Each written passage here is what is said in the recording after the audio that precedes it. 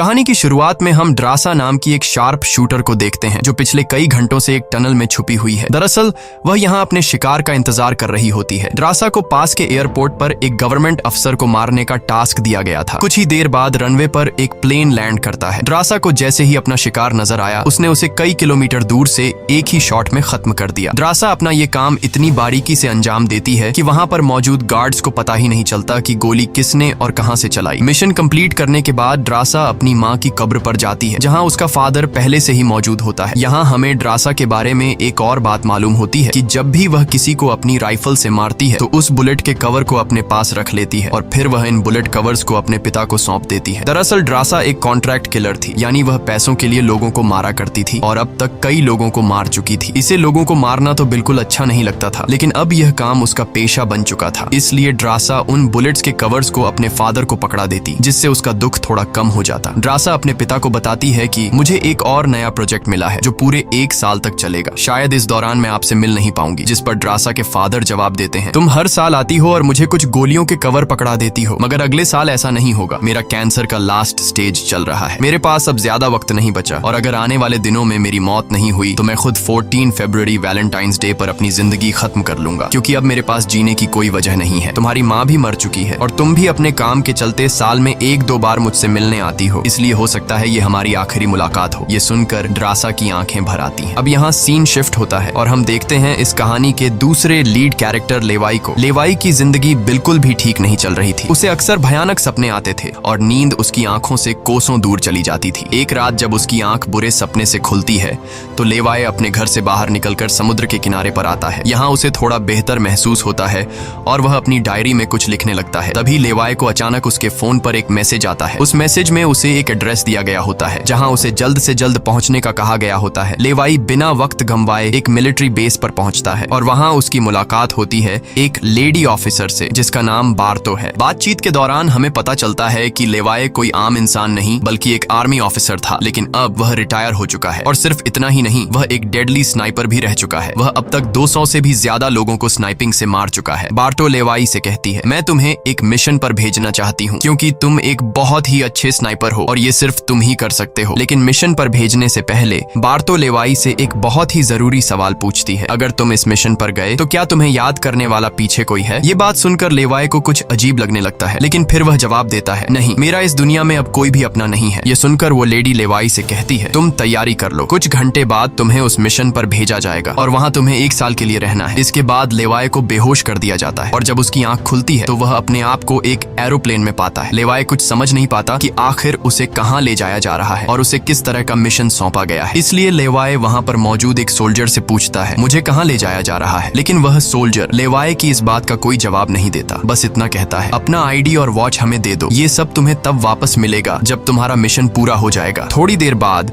वो सोल्जर उसे बताता है, अब तुम्हारा प्लेन से उतरने का वक्त आ चुका है। कुछ ही मिनटों में हम नो फ्लाइंग जोन एरिया में एंटर करने वाले हैं। यहाँ से आगे जाने की हमें परमिशन नहीं है। बस वह सिर्फ इतना बताता है कि नीचे उतरने के बाद तुम्हें अकेले 32 किलोमीटर नॉर्थ की तरफ पैदल जाना होगा, तब तुम अपनी मिशन वाली जगह पर पहुंच जाओगे। लेकिन लेवाई के दिमाग में अब भी एक ही बात चल रही थी। वो फिर से उस सोल्जर से पूछता है, आखिर हम जा कहाँ रहे हैं? इस पर सोल्जर जवाब देता है, मुझे इस सवाल का जवाब देने का परमिशन नहीं है। मेरी वर्दी में एक माइक्रोफोन लगा हुआ है। अगर मैंने तुम्हें इस जगह के बारे में बताया तो मुझे नौकरी से निकाला जा सकता है या फिर मारा भी जा सकता है। यह बात सुनकर लेवाई के गले में सांसें अटक जाती हैं। इसके बाद उसे एक पैराशूट दिया जाता है और प्लेन का दरवाजा खुलते ही लेवाई कूद जाता है और सेफली लैंडिंग करता है। लेकिन असली गेम तो अब शुरू होता है। 32 किलोमीटर की दूरी उसे पैदल तय करनी थी। लेवाई को पैदल चलते चलते 2 दिन बीत जाते हैं और 2 दिनों का लंबा सफर तय करने के बाद फाइनली वो उस जगह पर पहुंच जाता है। वो देखता है कि ये एक बहुत ही सुनसान इलाका है जहां इंसान तो दूर बल्कि उससे परिंदे भी नहीं दिखाई देते। तभी उसकी मुलाकात जेडी नाम के एक आदमी से होती है। जेडी 1 साल तक यहाँ मिशन पर था, अब उसकी ड्यूटी खत्म हो चुकी है, इसलिए अब लेवाई उसकी जगह संभालेगा। जेडी लेवाई को एक वॉच टावर की तरफ ले जाता है। टावर के टॉप पर पहुंचने के बाद लेवाई को अब भी समझ नहीं आ रहा था कि उसे यहाँ क्या काम करना है। यही सवाल जब वो जेडी से पूछता है तो जेडी जवाब देता है, यहाँ एक बहुत ही गहरी खाई है जिसे गॉर्ज नाम दिया गया है। ये एक बहुत ही मिस्टीरियस और गहरी खाई है जिसके बॉटम तक आज तक कोई भी नहीं पहुंच पाया। तुम्हारा काम बहुत ही सिंपल है, तुम्हें इस खाई की पहरेदारी करनी है। इसके बाद वो लेवाई को यहाँ के स्ट्रिक्ट रूल्स बताता है। वह कहता है, तुम यहाँ से बाहर महीने में एक ही बार हेडक्वार्टर फोन कर सकते हो, चाहे कुछ भी हो जाए।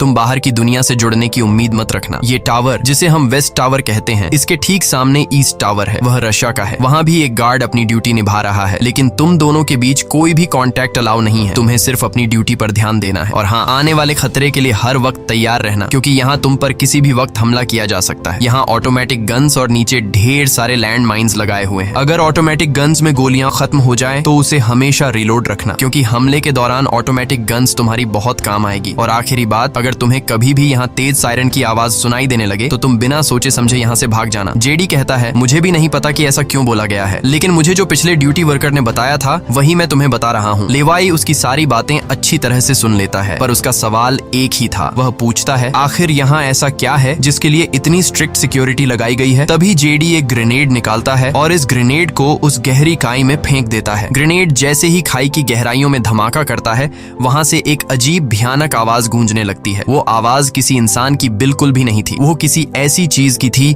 जो अंधेरे में छुपी थी। जेडी लेवाई की तरफ देखता है और कहता है, ये आवाज जो तुम सुन रहे हो, ये उन क्रीचर्स की है जिन्हें हम होलोमैन कहते हैं। ये क्रीचर्स इस घड़े के अंदर रहते हैं और तुम्हारी यहाँ पर ड्यूटी ये है कि इस घड़े के अंदर से किसी भी क्रीचर को बाहर निकलने नहीं देना है। कहा जाता है कि 1940 में यूएस आर्मी के 2400 आर्मी सोल्जर्स को इस गड्ढे के अंदर भेजा गया था, ताकि यह सोल्जर्स उस गड्ढे के अंदर मौजूद सभी क्रीचर्स को खत्म कर सकें। लेकिन आज तक उनमें से एक भी जिंदा सोल्जर वापस लौट कर नहीं आया। और अब जेडी लेवाई को पूरी इंफॉर्मेशन, हर एक चीज का बताकर घर वापस जाने की तैयारी करने लगा, क्योंकि उसने यहाँ 1 साल की ड्यूटी पूरी कर दी। अब लेवाई को यहाँ 1 साल तक ड्यूटी देनी थी। जेडी लेवाई को अलविदा कहकर यहाँ से निकल पड़ता है। वह बहुत खुश था क्योंकि 1 साल बाद वह घर जाने वाला था, लेकिन उसे पता नहीं था कि आगे उसके साथ कुछ ऐसा होने वाला है जिसके बारे में सोचने से भी डर लगता है। लोकेशन पर पहुंचने के बाद जेडी जैसे ही स्मोक करता है, तब एक हेलीकॉप्टर उसे लेने के लिए आता है। वह हेलीकॉप्टर उसके लिए रस्सी नीचे फेंकता है और जेडी इस रस्सी के जरिए ऊपर हेलीकॉप्टर में चढ़ने लगता है। हेलीकॉप्टर में बैठा एक सोल्जर पहले जेडी की आइडेंटिटी कंफर्म करता है। जेडी जब उसे अपनी पूरी इंफॉर्मेशन देता है तो हेलीकॉप्टर में बैठा वो सोल्जर पहले जेडी को शूट करता है और उसके बाद उसकी रस्सी काट कर उसे नीचे गिरा देता है। अब यहाँ एक बात तो साफ हो चुकी थी कि जो इस जगह आता है वो यहाँ से कभी लौट नहीं पाता। इसके बाद हमें अगले दिन का सीन दिखाया जाता है। लेवाई अपने काम को निभाने लगता है। सबसे पहले वो यहाँ की कुछ रिपोर्ट्स चेक करता है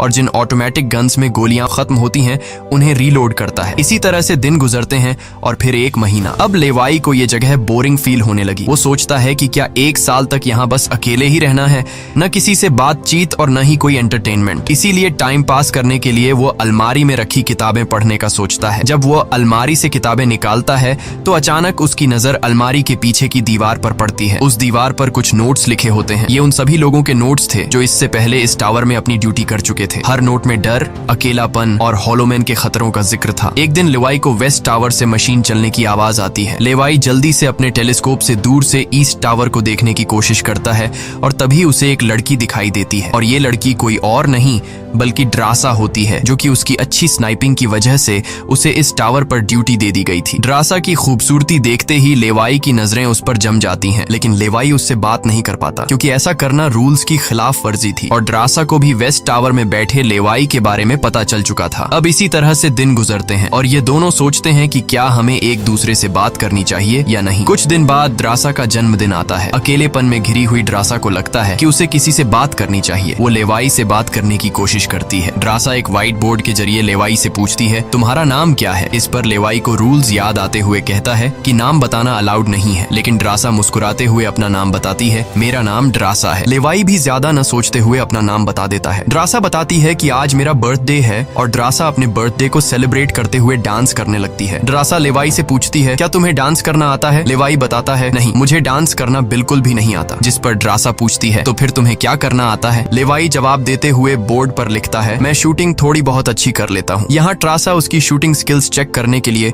अपने टावर पर एक छोटी सी बॉटल उसके सामने रख देती है और लेवाई अपने टारगेट को निशाने पर रखते हुए एक ही गोली में उस बॉटल को फोड़ देता है। अब यहाँ ट्रासा भी पीछे रहने वाली नहीं थी। वह भी अपनी शूटिंग स्किल्स को दिखाते हुए लेवाई के टावर में रखी एक छोटी सी बॉटल को बिल्कुल परफेक्ट शूट कर लेती है, जिससे लेवाई को पता चलता है कि ट्रासा कोई आम लड़की नहीं बल्कि वह एक डेडली स्नाइपर है। धीरे धीरे दोनों की बातचीत बढ़ने लगती है। ट्रासा और लेवाई एक दूसरे को समझने लगते हैं, लेकिन तभी जब ये दोनों बातचीत में मसरूफ होते हैं, ट्रासा की नजर अचानक नीचे गड्ढे की तरफ जाती है। वो देखती है कि नीचे से कुछ भयानक क्रीचर्स यानी होलोमैन तेजी से वेस्ट टावर की तरफ चढ़ रहे हैं। वह जल्दी से लेवाई को अलर्ट करती है, नीचे देखो, तुम्हारी तरफ कुछ क्रीचर्स बढ़ रहे हैं। लेवाई जैसे ही नीचे देखता है, उसकी आंखें चौंक जाती हैं। नीचे सिर्फ एक या दो नहीं बल्कि हजारों क्रीचर्स ऊपर की ओर बढ़ रहे होते हैं। वो बिना वक्त गंवाए अपनी स्नाइपर राइफल उठाता है और एक एक करके क्रीचर्स को शूट करने लगता है, लेकिन क्रीचर्स की तादाद इतनी ज्यादा होती है कि लेवाई उन्हें अकेले संभाल नहीं पाता। इसलिए ट्रासा भी अपनी मशीन गन से गोलियां बरसाने लगती है। अब वेस्ट टावर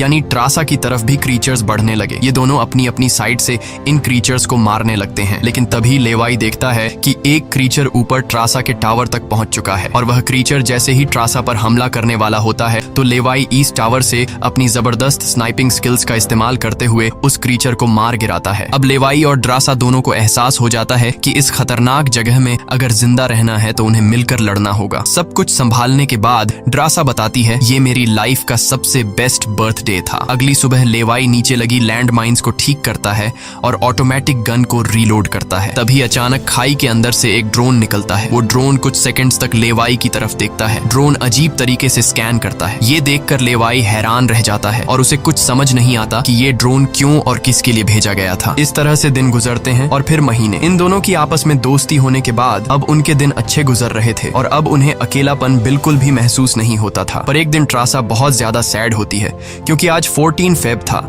और उसे याद आता है कि उसके फादर ने कहा था कि अगर कैंसर की वजह से आने वाले कुछ दिनों में नहीं मरा तो वो 14 फेब के दिन खुद को मार देगा। और यहाँ ट्रासा बोर्ड पर लिखकर लेवाई को बताती है, आज मैं खुद को बहुत ही अकेली महसूस कर रही हूँ। अगर आज मेरे पास कोई होता तो बहुत अच्छा होता। लेवाई को भी पहले ही दिन से ट्रासा से मिलने का मन था और आज वह खुद को रोक नहीं पाता। वो ट्रासा के पास जाने का प्लान बना लेता है। वह एक रॉकेट लॉन्चर के जरिए ईस्ट टावर तक पहुंचने का जुगाड़ कर लेता है। अगली सुबह वो रॉकेट लॉन्चर का इस्तेमाल करके एक मजबूत रस्सी को ट्रासा की तरफ फेंकता है, जिसके बाद ट्रासा टावर के बाहर आती है और वो रस्सी को मजबूती से एक पेड़ के साथ बांध देती है ताकि लेवाई रस्सी के जरिए लटक कर ईस्ट टावर तक पहुंच जाए। लेवाई बिना देर किए उस रस्सी के सहारे ईस्ट टावर की ओर बढ़ने लगता है, लेकिन बीच में वो अटक जाता है क्योंकि आगे रस्सी की ढलान खत्म हो चुकी थी। इसलिए अब लेवाई हाथों की मदद से आगे बढ़ने लगता है और करीब आधा घंटा हाथों की मदद से सफर करने के बाद वो ट्रासा के टावर तक पहुंच जाता है। ट्रासा उसे वेलकम करती है और कहती है, तुमसे बहुत ही गंदी पसीने की बू आ रही है, इसलिए पहले तुम नहा लो, फिर मैं तुमसे मिलूंगी। लेवाई को ये सुनकर हंसी आ जाती है। वह कुछ कहता नहीं, बस सिर हिलाकर मान जाता है। ट्रासा यहाँ पर शरारत करते हुए उसके कपड़े दूर जाकर छिपा लेती है और सीसीटीवी कैमरा के जरिए लेवाई को देख रही होती है, जो टावर में मौजूद शावर में नहा रहा होता है। उसके बाद लेवाई और ट्रासा एक साथ बैठकर काफी देर तक बातें करते हैं। ट्रासा उससे अपनी पूरी स्टोरी बताती है और बताती है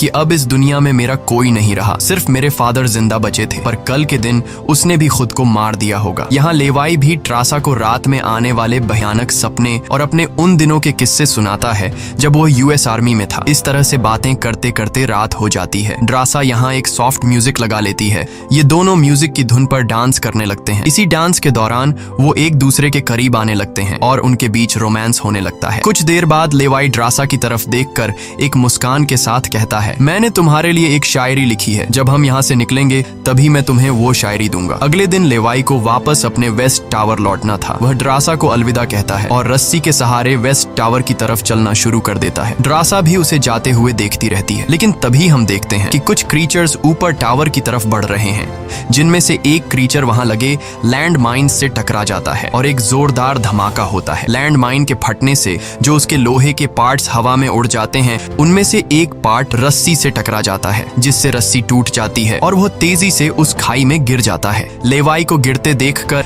ट्रासा बिना सोचे समझे अपना पैराशूट उठाकर वह भी उस खाई में कूद जाती है। खाई की गहराई में गिरने के बाद द्रासा पानी की तेज बहाव वाली नदी में बहने लगती है। वह किसी तरह करके नदी से बाहर निकलकर किनारे तक पहुंच जाती है। दूसरी तरफ लेवाई की किस्मत अच्छी होती है कि वो एक बड़े से पेड़ पर गिरकर लटक चुका था। इतनी ऊंचाई से गिरने के बाद उसे चोटें तो काफी सारी आ जाती हैं, पर उसकी जान बच जाती है। जैसे ही उसकी आंखें खुलती हैं, वो देखता है कि एक बड़ा कीड़ा उस पर हमला करने के लिए बढ़ रहा है। वो खुद को बचाने की कोशिश करता है, पर तभी पेड़ की लकड़ी टूट जाती है और लेवाई नीचे पेड़ की जड़ों पर गिर जाता है। नीचे गिरते ही पेड़ की जड़ों ने उसे अपनी गिरफ्त में लेने लगती है और लेवाई को जकड़ लेती है। उससे पहले कि ये जड़ें लेवाई को मार देती, वहाँ ट्रासा पहुंच जाती है। वो जल्दी से चाकू निकालकर इन जड़ों को काटने लग जाती है, जिससे लेवाई आजाद हो जाता है। इसके बाद लेवाई और ट्रासा चारों ओर देखने लगते हैं। हर तरफ सन्नाटा और डर का माहौल छाया होता है। तभी अचानक पेड़ों की आड़ से कुछ क्रीचर्स निकलकर उन पर हमला कर देते हैं। यहाँ उनके बीच एक बड़ी फाइट होने लगती है। लेवाई अपनी बंदूक संभालता है और पहली गोली सीधे एक क्रीचर के सर में मारता है। एक के बाद एक दोनों ने मिलकर दोनों क्रीचर्स को खत्म कर दिया। यहाँ लेवाई की नजर क्रीचर की डेड बॉडी पर पड़ती है। वह देखता है कि क्रीचर ने वही आर्मी वर्दी पहन रखी थी जो किसी जमाने में अमेरिकन सोल्जर्स की होती थी। ये देखकर लेवाई के रोंगटे खड़े हो जाते हैं। तभी उसे जेडी की वो बातें याद आती हैं जब उन्होंने बताया था कि 1940 में 2400 सोल्जर्स के एक बड़े ग्रुप को इस खाई में भेजा गया था और वो सैनिक कभी वापस नहीं लौटे थे। उसके बाद लेवाई और ट्रासा एक अजीब भयानक सी जगह पर पहुंच जाते हैं। यहाँ का मंजर किसी बुरे सपने जैसा था। हर तरफ इंसानों के सड़े गले शरीर पड़े थे और सबसे अजीब बात यह थी कि इन शरीरों के अंदर से पेड़ पौधे उग आए थे। ऐसा लग रहा था जैसे कोई जानलेवा वायरस ने इस जगह को अपनी गिरफ्त में ले लिया हो। तभी अचानक पेड़ों के बीच से कुछ हलचल होती है। लेवाई और ट्रासा समझ जाते हैं कि क्रीचर्स एक बार फिर उनका पीछा कर रहे हैं। डर के मारे यह दोनों तेजी से भागने लगते हैं और एक टूटी फूटी चर्च में घुस जाते हैं। दरवाजा बंद करने के बाद सामने उन्हें एक अजीब सा नजारा दिखता है। हर तरफ इंसानों की लाशें पड़ी हुई थीं। उनकी हालत देखकर ऐसा लग रहा था जैसे उन्होंने खुद अपनी जान ले ली हो ताकि इस वायरस से बच सकें। अचानक एक बड़ी मकड़ी ट्रासा के ऊपर कूद पड़ती है और ढेर सारी और भी मकड़ियां निकल आती हैं। ये मकड़ियां साइज में काफी बड़ी होती हैं। जैसे ही स्पाइडर उन पर हमला करता है, लेवाई और ट्रासा मिलकर उसे खत्म कर देते हैं। दूसरी तरफ चर्च का दरवाजा वो क्रीचर तोड़कर अंदर आ जाते हैं। लेवाई और ट्रासा अपनी जान बचाने के लिए उन पर फायरिंग शुरू कर देते हैं और जैसे तैसे करके उनसे अपनी जान छुड़ाकर चर्च से बाहर निकल आते हैं। तभी लेवाई की नजर सामने पहाड़ में बनी एक पुरानी सुरंग पर पड़ती है। वह दोनों फौरन उस सुरंग के अंदर घुस जाते हैं। अंदर जाकर उन्हें पता लगता है कि असल में यह एक पुरानी लैब है। यहाँ हर जगह टूटी फूटी कांच, मशीन्स और पुराने जंग लगे हुए कंटेनर्स पड़े थे। यहाँ लेवाई को एक पुराना डीवीडी कैसेट मिलता है। लेवाई डीवीडी को प्ले करता है और स्क्रीन पर एक लड़की नजर आती है। वह लड़की कहती है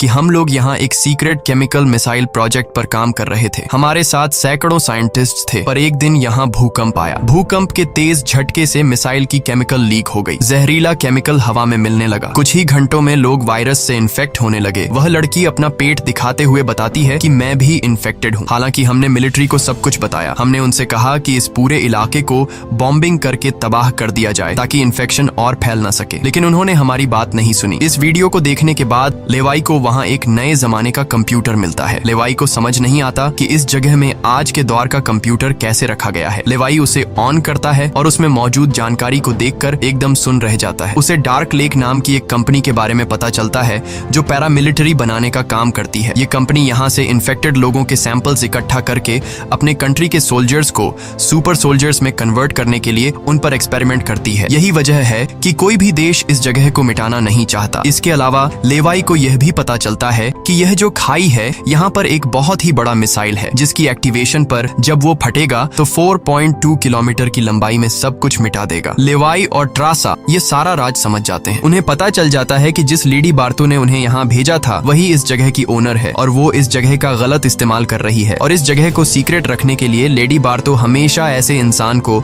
यहाँ पर ड्यूटी के लिए चुनती थी जिसका पीछे कोई पूछने वाला नहीं हो, और उस इंसान को यहाँ साल भर ड्यूटी करने के बाद मार दिया जाता, जिस तरह से जेडी को मार दिया गया था, ताकि वो बाहर आकर दुनिया को इस जगह के बारे में नहीं बता सके। ये सब जानने के बाद जैसे ही ये दोनों वहाँ से निकलते हैं, तभी एक घुड़सवार क्रीचर ट्रासा को रस्सी से जकड़कर अपने साथ ले जाता है। लेवाई ट्रासा की तलाश में यहाँ वहाँ भटकता है, लेकिन उसे ट्रासा कहीं दिखाई नहीं दे रही थी। तभी लेवाई एक ऐसी जगह पर पहुंचता है जहाँ एक बड़ी मिसाइल रखी हुई थी। ये वही मिसाइल थी जिसके बारे में डार्क लेक कंपनी के कंप्यूटर से लेवाई को जानकारी मिली थी। लेवाई को सब कुछ साफ समझ आ चुका था। असल में वॉच टावर में पहले रह चुके लोग जब यह कहते थे कि अगर सायरन की आवाज सुनाई दे तो जितनी जल्दी हो सके यहाँ से भाग जाना चाहिए, वो दरअसल इस मिसाइल की ही बात कर रहे थे। दूसरी तरफ ट्रासा अब उस क्रीचर के कब्जे में थी। ट्रासा खुद को छुड़ाने की कोशिश करती है और जैसे तैसे करके वो खुद को छुड़ा लेती है। आजाद होते ही ट्रासा और क्रीचर के बीच फाइट छिड़ जाती है। लेवाई भी ट्रासा को ढूंढते ढूंढते वहां पहुंच जाता है और वह भी फौरन क्रीचर पर हमला कर देता है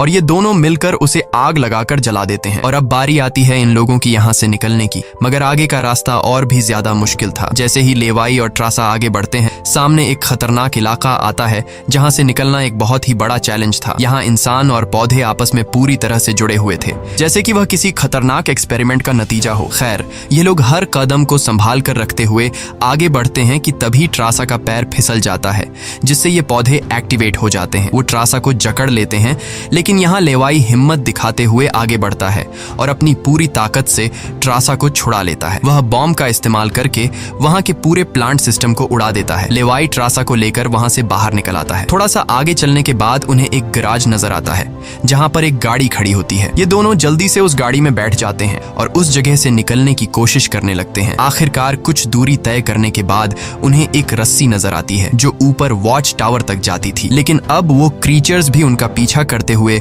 वहां तक पहुंच चुके थे। अब यहाँ रस्सी को हाथों से पकड़कर ये लोग अगर ऊपर चढ़ते तो ये क्रीचर्स इन्हें मार देते। इसलिए लेवाई समझदारी से काम लेते हुए जीप को रस्सी से बांधकर ऊपर चढ़ने लगते हैं। ये लोग जीप को इसलिए रस्सी से बांध लेते हैं ताकि ये दोनों जीप में बैठकर उनके हाथ क्रीचर्स के साथ लड़ने के लिए फ्री हों। वो क्रीचर्स उन पर हमला करते हैं और यहाँ उनके बीच एक बड़ी फाइट होती है, लेकिन वो क्रीचर्स तादाद में काफी ज्यादा थे, इसलिए वो इन पर भारी पड़ रहे थे। यहाँ लेवाई के दिमाग में एक आइडिया आता है। वह जीप की पेट्रोल टैंक इन क्रीचर्स पर लीक कर देता है, जिससे निकलने वाले तेल को आग लगाकर उन सभी क्रीचर्स को जला देता है और आखिर में ये लोग उस जीप की रस्सी काट कर उसे नीचे छोड़ देते हैं, जिससे वो सभी क्रीचर्स मारे जाते हैं। इस तरह से ये लोग फाइनली ऊपर चढ़ने में कामयाब हो जाते हैं। अब इन दोनों को पता चल चुका था कि अगर ये दोनों यहाँ साल भर ड्यूटी कर भी लें तब भी आखिर में इन दोनों को मार दिया जाएगा। इसलिए अब ये दोनों एक बड़ा फैसला करते हैं कि अब वो इस जगह की रक्षा नहीं करेंगे बल्कि इस जगह को तबाह कर देंगे, ताकि इनकी तरह कोई दूसरा सोल्जर यहाँ पर न फंस सके और इस जगह का गलत इस्तेमाल बंद हो जाए। ये सब करने के बाद ये दोनों यहाँ से दूर जाकर